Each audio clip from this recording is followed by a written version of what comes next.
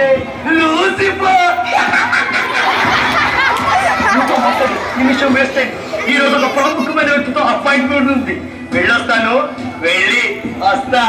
మిమ్మల్ని వదిలే అస్సలు ఉండేను, తెలుసుగా.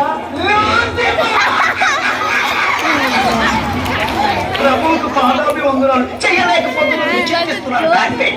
ప్రభు, మీరు లోకమును ఎంతో ప్రేమిస్తున్నారు, వాళ్ళు కూడా మిమ్మల్ని ప్రేమించినట్టు నటిస్తున్నారు. మీరు వారికి జీవం పోసి పెద్ద తప్పు చేశారు. ఈ ఒక్కసారికి నా మాటని మీ కళ్ళు చూపుతా వాళ్ళందరూ సర్వనాశనం చేయండి. సింపుల్ గా ప్రాబ్లం సాల్వ్. మీరు అలా కోపంగా చూడద్దు.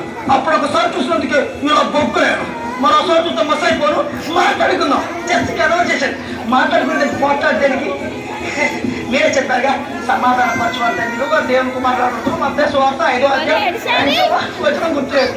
అవును ప్రభు. సాతానా, చెప్పండి ప్రభు. నా కుమారుడు యోబును చూసావా?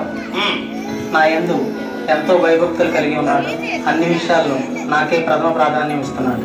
చెప్తున్నాడు ఎందుకు ఎత్తున్నాడు నన్ను నేను చెప్తాను. చక్కగా సెంట్రల్ గవర్నమెంట్ జాబ్ ఇచ్చావు, బ్యాంక్ బ్యాలెన్స్ పెంచావు, అందమైన భార్యని ఇచ్చావు, రత్నం లాంటి పిల్లల్ని ఇచ్చావు, అడిగిందే తడువుగా ఏదైనా చేయగల బంధుజనాన్ని బలగాన్ని ఇచ్చావు.